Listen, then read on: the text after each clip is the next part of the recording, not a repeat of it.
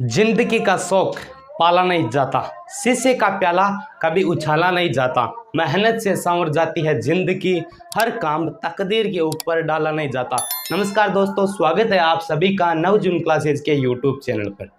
तो दोस्तों, आज जिस टॉपिक के बारे में चर्चा करेंगे वो टॉपिक है राजस्थान का है। राजस्थान के आधुनिक इतिहास का है। राजस्थान का 1857 की क्रांति का हम अध्ययन करेंगे, वो भी क्रांति के स्वरूप से। आपको चिंता करने की कतई भी जरूरत है नहीं। आज हम इस क्रांति को इस लेवल से पढ़ेंगे कि आप कोई भी कॉम्पिटिशन का एग्जाम दे देना, आप आराम से फाइट करेंगे। इसमें से जो भी क्वेश्चन आएगा आप उसको छोड़कर कभी भी कदापि भी नहीं आओगे, ये मेरा वादा है। आप काम कीजिएगा 5 मिनट, क्या आप सिर्फ और सिर्फ 5 मिनट इस वीडियो को देखो। अगर 5 मिनट के अंदर आपको भाई समझ में आज आने लग जाए तब तो इस वीडियो को पूरा देख लेना, वरना छोड़ के जा सकते हो, ठीक है ना। मैं ऐसा पढ़ाऊंगा 1857 की क्रांति, बिल्कुल आपको समझ में आएगी। कभी घबराना नहीं, क्या मुश्किलें हर जगह आती है, घबराना आपको बिल्कुल भी है नहीं। मेरी तरफ ध्यान मत देना, बोर्ड के ऊपर ध्यान देना, तभी समझ में आएगा। ये बात भी मैं बता देता हूँ, ठीक है ना। देखो 1857 की क्रांति, 1857 को लेते हैं पहले। क्या हम इतने वर्ष को ले लेते हैं, ये क्या है 1857 के ऊपर आप ध्यान दो एक बार भाई। 1857 इसको बोलते हैं, हम क्या बोलते हैं, वर्ष है ये भाई, एक साल है। क्या 1857 ईस्वी एक साल आया था इतिहास में, ये भी याद रखना।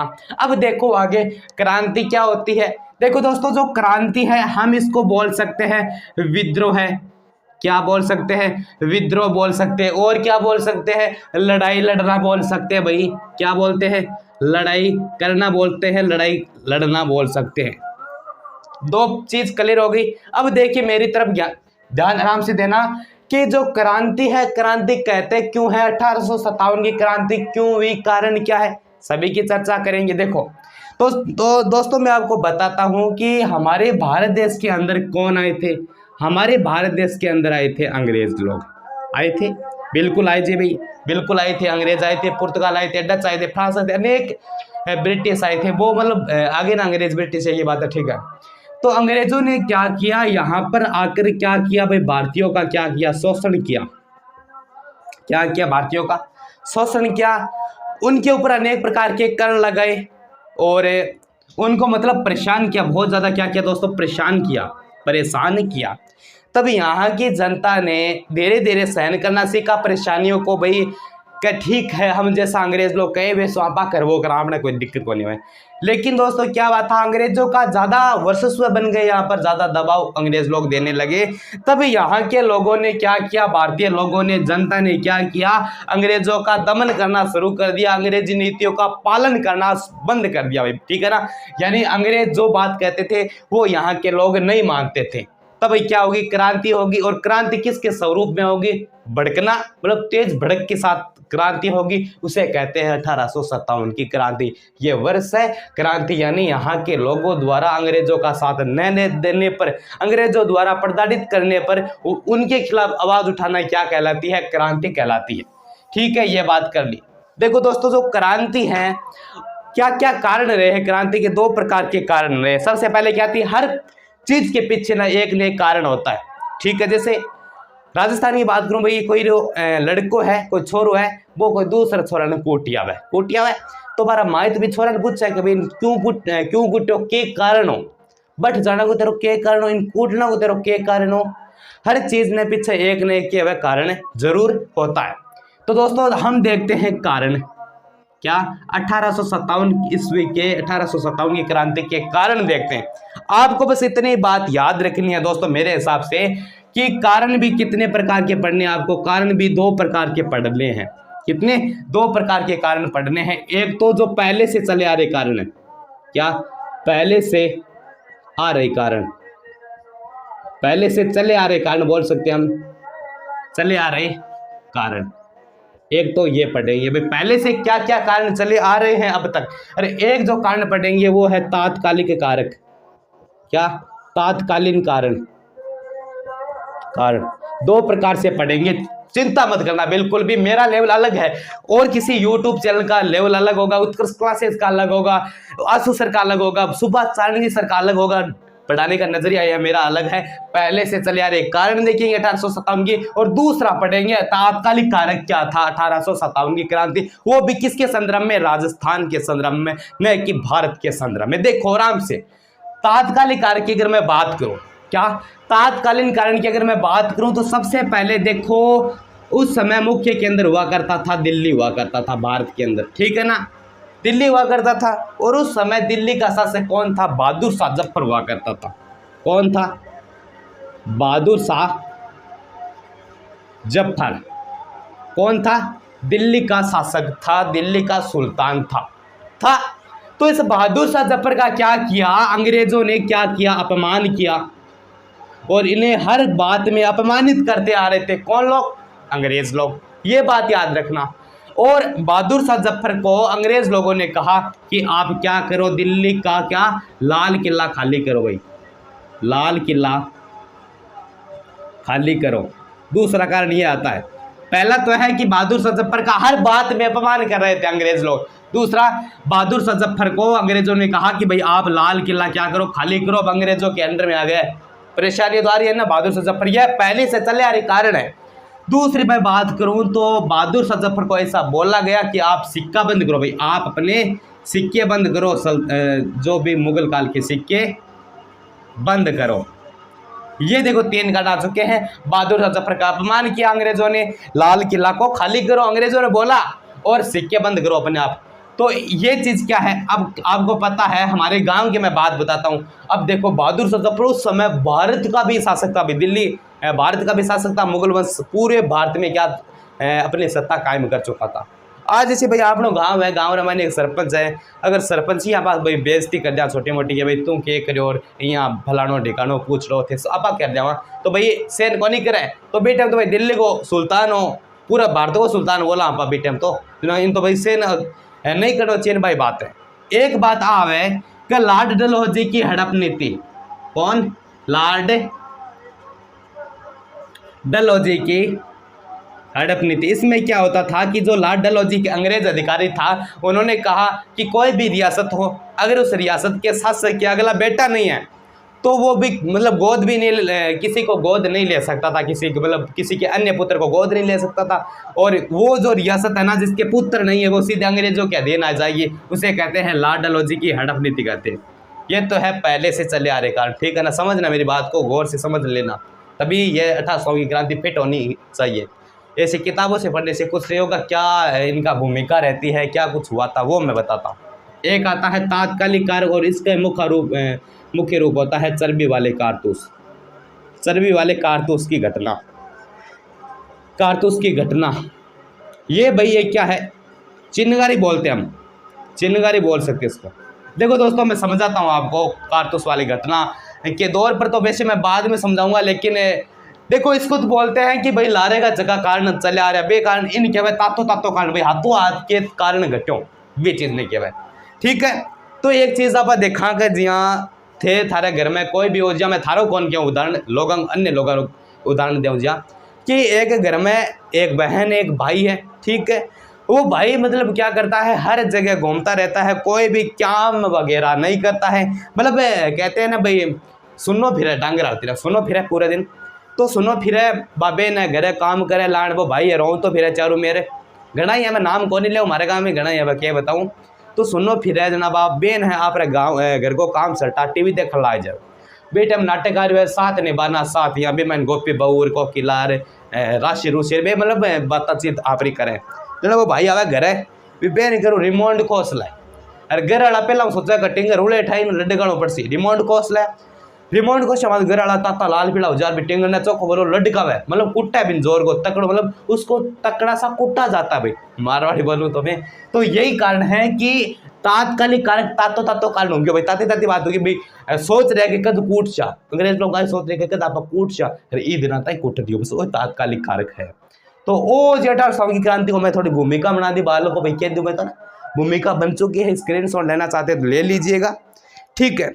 तो इनके बाद में बात करेंगे राजस्थान के अंदर जितनी भी क्या थी रियासतें थी, क्या रियासतें थे, इन रियासतों के शासक कौन कौन से थे उस समय, क्या एक तो देखेंगे शासक, और इसी के साथ साथ हम देखेंगे पीए, पीए बोलते तो पॉलिटिकल एजेंट बोलते हैं। कौन कौन सी रियासत थी और उस समय कौन कौन से शासक हुआ करते थे, उस समय पॉलिटिकल एजेंट अंग्रेजों का एक अधिकारी हुआ करता था, वो कौन कौन थे, ठीक है ना, ये बात हम अभी देखेंगे।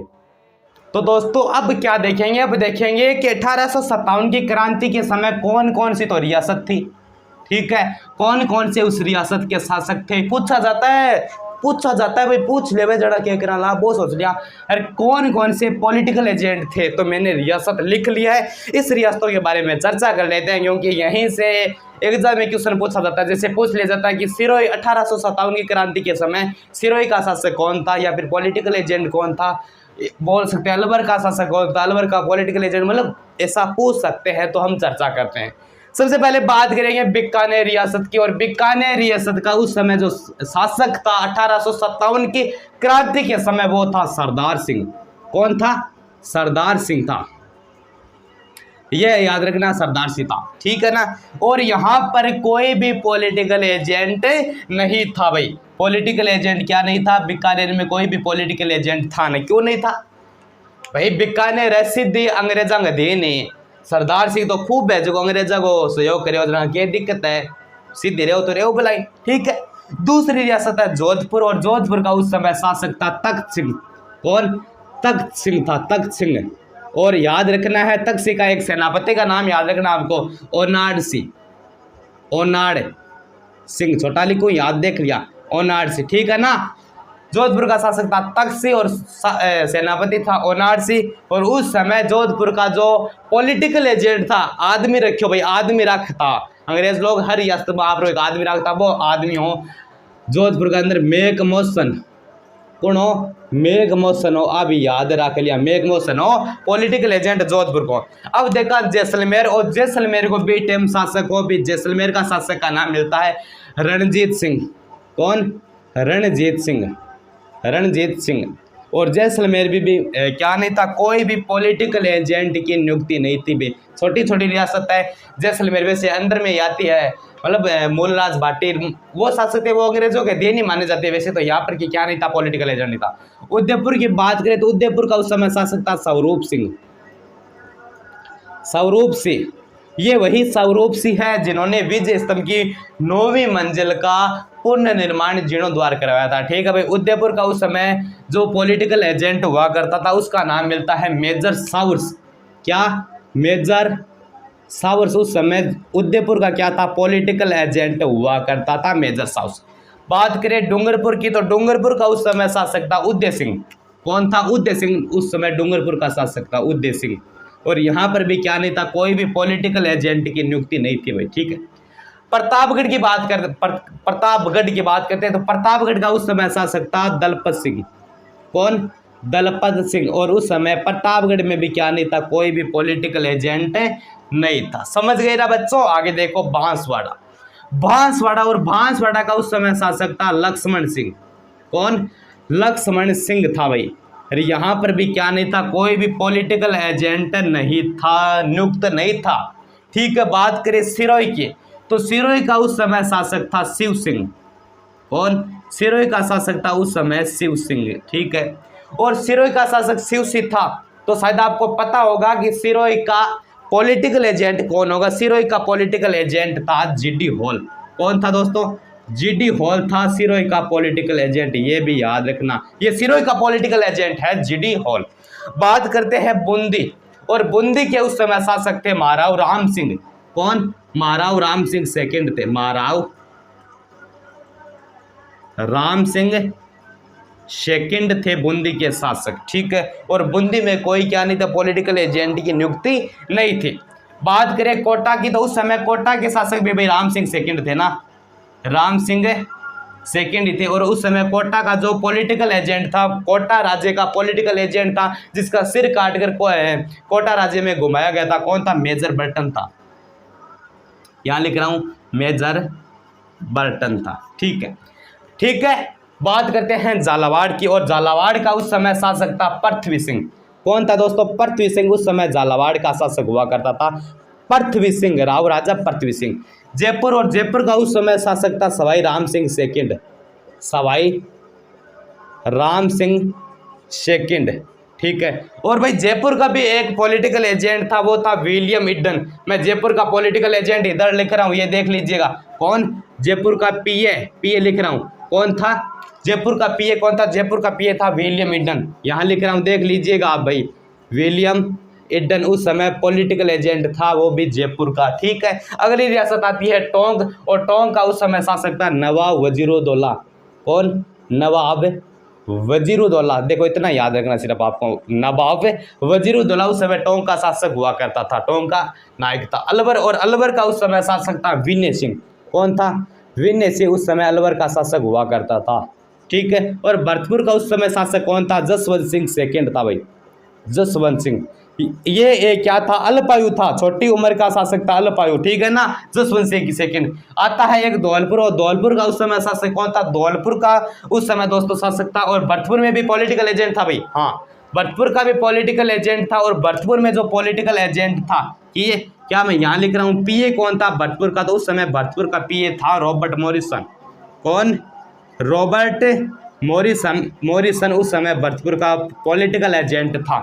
ठीक है। और धौलपुर का उस समय जो शासक था 1857 की क्रांति के समय, वो था भगवंत सिंह। कौन? भगवंत सिंह उस समय धौलपुर का शासक। और करौली का उस समय शासक था मदन पाल। कौन? मदन पाल उस समय करौली का शासक हुआ करता। तो ये है जो भी रियासत है 17-18 रियासत होगी, क्योंकि और जो छोटी मोटी रियासत है वो अंग्रेजों के दिन थी वैसे। ठीक है ना, कि कौन सी रियासत में कौन सा शासक था, कौन से पॉलिटिकल एजेंट थे, तो मैंने लिख लिया है। स्क्रीनशॉट लेना चाहते हो तो पहले ले लीजिए, उनके बाद थोड़ी बहुत और चर्चा जो गहनता से करनी है वो भी करेंगे, तो पहले स्क्रीनशॉट ले लीजिए आप। तो विद्यार्थियों, अब देखेंगे हमें इनके बारे में जो भी फैक्ट मिलते हैं, क्या कुछ है।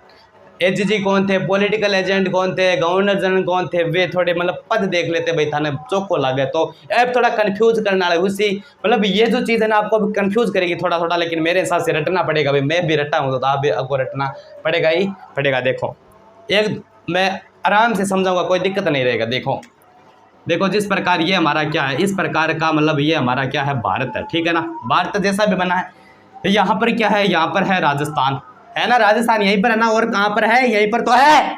ठीक है।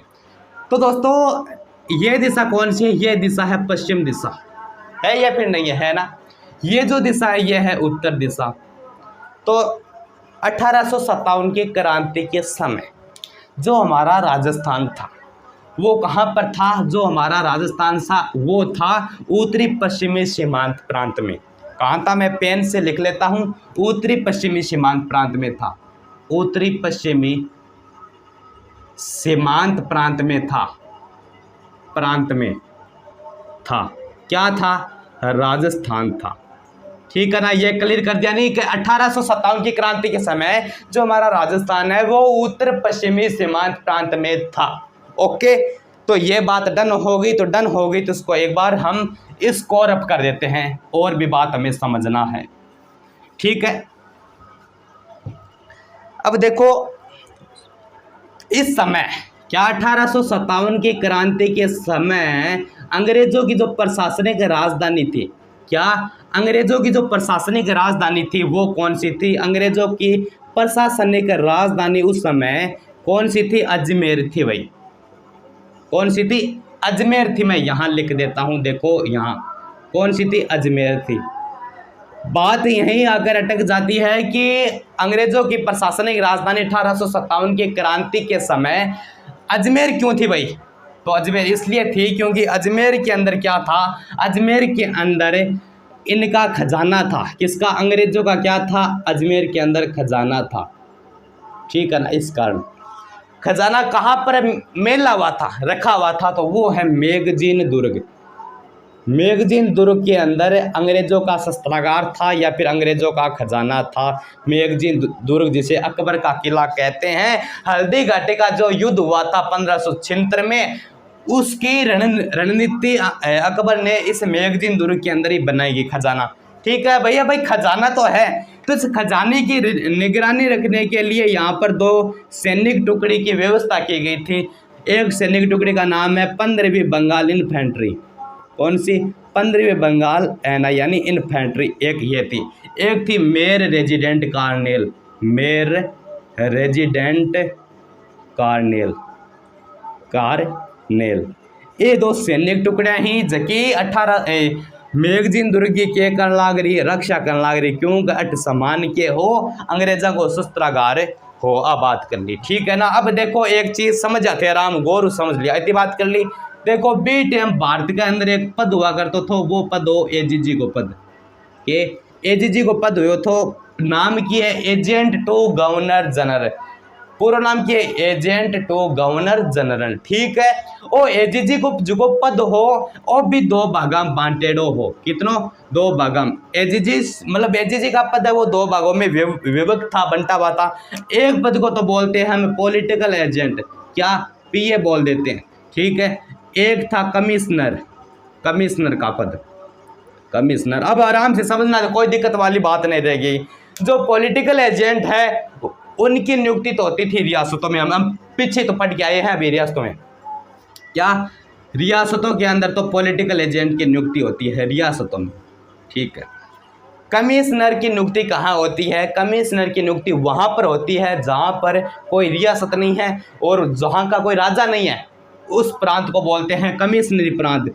कि उस समय को ऐसा कौन सा क्षेत्र था राजस्थान के अंदर जहाँ पर कोई शासक नहीं था, वो था अजमेर। और अजमेर क्या था, अजमेर एक कमिश्नरी प्रांत था, क्या अजमेर था कमिश्नर प्रांत, ये याद रखना। और ये जो कमिश्नर प्रांत है ना वो सिद्ध ही अंग्रेजों के अंडर में रहते थे, कमिश्नर प्रांत अजमेर, ठीक है। और उस समय जो अजमेर का, क्या अजमेर का कमिश्नर था वो कौन था, ये बहुत अच्छी मतलब बात है। तो उस समय अजमेर का जो कमिश्नर था वो था कर्नल डिक्सन। कौन था कमिश्नर उस समय, कर्नल डिक्सन था, कर्नल डिक्सन। क्या था, कर्नल डिक्सन कमिश्नर था। कब ये था भाई, कमिश्नर था, मैं ऐसे लिख देता हूँ कमिश्नर। 1857 की क्रांति के समय उस समय अजमेर का जो कर्नल डिक्सन था वो था, क्या था, कमिश्नर था। कमिश्नरी व्यवस्था की जो शुरुआत है ना वो 1832 में हुई थी, क्या 1832 में हुई थी, ये बात कर ली, ठीक है ना। इसको एक बार मैं इधर से रब कर रहा हूँ ताकि आपको समझ में आए, ठीक है ना। कमिश्नरी व्यवस्था देखो जो पॉलिटिकल एजेंट है वो तो रियासतों में होंगे और जो कमिश्नर है वो होंगे ऐसा क्षेत्र जहाँ पर कोई रियासत कोई राजा नहीं है, वो सीधे अंग्रेजों के अधीन आता, उसे कहते हैं क्या, कमिश्नरी प्रांत। और अजमेर का उस समय कमिश्नर कौन था, कर्नल डिक्सन था कमिश्नर। और कमिश्नरी व्यवस्था की जो शुरुआत होती है, क्या कमिश्नरी व्यवस्था की जो शुरुआत हुई वो 1832 में मानी जाती है, ठीक है। अब हम क्या देखते हैं कि उस समय भारत का, क्या भारत का प्रथम गवर्नर जनरल कौन था, प्रथम गवर्नर जनरल कौन था भाई, गवर्नर जनरल। तो वही मैं बता देता हूं, भारत का उस समय प्रथम गवर्नर जनरल कौन था, तो प्रथम गवर्नर जनरल था विलियम बेंटिंग था भाई। कौन था, विलियम बेंटिंग था, ठीक है। लेकिन 1857 की क्रांति के समय, क्या 1857 की क्रांति के समय गवर्नर जनरल कौन था, वो भी अलग क्वेश्चन है ना। ये तो प्रथम गवर्नर जनरल है भारत का, लेकिन 1857 की क्रांति के समय गवर्नर जनरल कौन था तो उस समय गवर्नर जनरल था कौन, गवर्नर जनरल 1857 की क्रांति बात कर रहा हूँ, गवर्नर जनरल। तो वो था उस समय लॉर्ड कैनिंग था भाई, लॉर्ड कैनिंग था भारत में, ठीक है ना। कौन था, लॉर्ड कैनिंग था, ठीक। और उस समय हमारे राजस्थान के अंदर जो राजपूताना रियासतें हुए करता थे, और राजपूताना का उस समय एजीजी कौन थे भाई, एजीजी हुआ करता था, एजेंट टू गवर्नर जनरल। तो राजपूताना का जो एजीजी था वो था George Patrick Lawrence, George Patrick Lawrence था भाई, ये याद रखना, लॉरेंस, ठीक है ना। राजपूताना का एजीजी यानी जो हमारा राजस्थान है उसका भी एक एजीजी यानी एजेंट टू गवर्नर जनरल हुआ करता था, वो था जॉर्ज पैट्रिक लॉरेंस। राजस्थान का प्रथम एजीजी कौन था भाई, क्या राजस्थान का प्रथम, ये तो 1857 की क्रांति के समय, लेकिन राजस्थान का प्रथम एजीजी कौन था ये पूछने वाली बात है। तो राजस्थान का जो प्रथम एजीजी है वो कौन था, तो राजस्थान का प्रथम एजीजी था मिस्टर लोकेट भाई। कौन था, मिस्टर लोकेट था, ये बात कर ली हमने, ठीक है ना। क्या बात है, उत्तरी पश्चिमी सीमांत प्रांत में था राजस्थान। 1857 की क्रांति समय अंग्रेजों की प्रशासनिक राजधानी अजमेर हुआ करती थी। क्यों हुआ करती थी, वहाँ पर शस्त्रागार था अंग्रेजों का, इस कारण 2 सैनिक टुकड़ियाँ वहाँ पर विद्यमान थी शस्त्र की निगरानी के लिए, 15वीं बंगाल इन्फेंट्री और मे रेजिडेंट कर्नल, ठीक है ना। एक पद हुआ करता था एजीजी, एजेंट टू गवर्नर जनरल। ये पद दो भागों में विभक्त था, पॉलिटिकल एजेंट और कमिश्नर के नाम से पॉलिटिकल एजेंट की नियुक्ति होती थी रियासतों में, और कमिश्नर ऐसे प्रांत जो सीधे अंग्रेजों के अधीन में आते थे। कमिश्नर मतलब वहाँ पर कोई शासक नहीं हुआ करता था, वो आता था कमिश्नर। उस समय एक कमिश्नर प्रांत था, वो था अजमेर, और अजमेर का उस समय कमिश्नर कौन था? कर्नल डिक्सन था। कमिश्नर व्यवस्था की शुरुआत 1832 में हुई थी। ठीक है। भारत का प्रथम गवर्नर जनरल था विलियम बेंटिक, ये भी याद रखना। और गवर्नर जनरल 1857 की क्रांति के समय कौन था? 1857 की क्रांति समय भारत का गवर्नर जनरल था लॉर्ड कैनिंग, और उस समय राजपुताना का एजेंट टू गवर्नर जनरल कौन था? राजपुताना भारत अलग अलग है, तो राजपुताना का कौन था? George Patrick Lawrence. और राजस्थान का प्रथम एजीजी कौन था? मिस्टर लोकेट था। अब देखते हैं कि हमारे राजस्थान के अंदर जब 1857 की क्रांति हुई उस समय 6 सैनिक छावनियां थी। कितनी सैनिक छावनियां थी? 6, यानी 6 जगह राजस्थान की सेना विद्यमान थी। राजस्थान की सेना राजस्थानी सैनिक छावनियां थी। कौन कौन सी देखिए, क्या देखेंगे? सैनिक छावनियां। बस आज का ये लास्ट टॉपिक, अब बाद में कल चर्चा करेंगे इसके बारे में। छावनियां कौन कौन सी थी? तो राजस्थान की सैनिक छावनियां याद करने के लिए मेरे पास क्या है? एक प्रकार की ट्रिक है, और ट्रिक क्या है कि ए नानी भ्याव देखा, भ्याव देखा, कि ए नानी भ्याव देखा आ ट्रिक है। ठीक है। सबसे पहले हमारी जो सैनिक छावनी आती है वो आती है ए से, कौन सी? एरेनपुरा, एरेनपुरा सैनिक छावनी। ठीक है। दूसरी जो आती है ए ना से नसीराबाद आती है भाई, नसीराबाद। और नी से कौन सी आती है? नीमच आती है। जो नीमच है ना वो उस समय मेवाड़ में आती थी, लेकिन आज एमपी में आती है, याद ये रखना। और ब्याह से ब्यावर आ जाता है, एक ब्यावर आता है।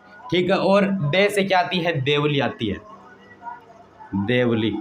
और ख से क्या आता है? खेरवाड़ा, खेरवाड़ा। ये रियासत है। एरेनपुरा 3 और 3 6 हो गई ना। एरेनपुरा के ए नानी भ्याव देगा, ट्रिक है। एरेनपुरा, नसीराबाद, नीमच, ब्यावर, देवली, खेरवाड़ा। अब देखेंगे मुख्य रूप से 1857 की क्रांति के कारण देखेंगे। ये तो थोड़ी बहुत चर्चा थी।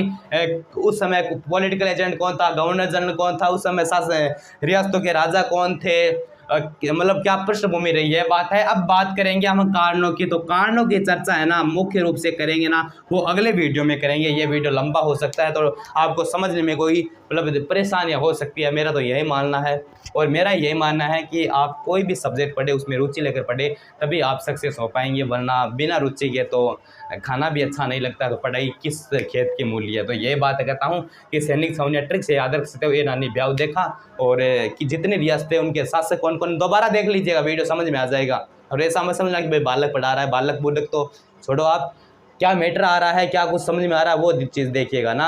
अगर चैनल पर नए हो तो सब्सक्राइब अगर नहीं किया तो कर लीजिएगा, क्योंकि इसी प्रकार के हिस्ट्री के, पॉलिटिकल के और रीजनिंग में अनेक प्रकार की वीडियोज़ नाउजिन क्लासेस के ऊपर आते रहते हैं। तो तब तक के लिए जय हिंद, वंदे मातरम। अगले वीडियो का इंतज़ार ज़रूर कीजिएगा। ठीक है ना।